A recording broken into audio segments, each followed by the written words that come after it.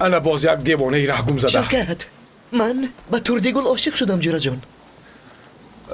رو اکا با بیابان رو مثل مجنون در بیابان عذاب کش اما به نزدم نبیا به این هم یک گله دردی سر دارم. شوکت تو با من عاشق شو گفتی من گپت رو گوش کردم و عاشق شدم. من عاشق شو گفتم عاشق شد گپ رو گوش کرده است. کاش که به این جوان با عقل شو میگفتم. شوکت از دستانم بدار و برای تردگل به خواستگاری رویم. اگر پدری تردگل دخترش را به تو دهد شرمنده دو دنیا میشود. اگر تو خواستگاری کنی حتی گرده‌اش رو کنده میدید. تو حتی به حاجت خانه آنها نزدیک نشو بهترش فراموش کن. چی خیل فراموش کنم شوکت؟ چی خیل فراموش کنم؟ سخت عاشق شدم.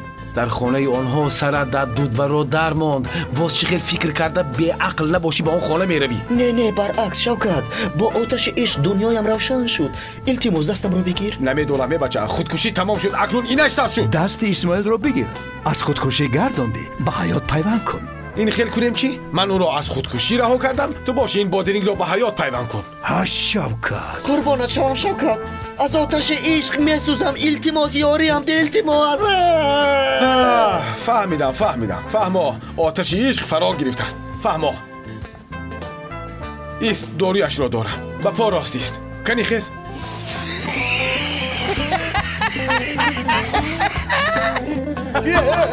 مرد است شوکت سری من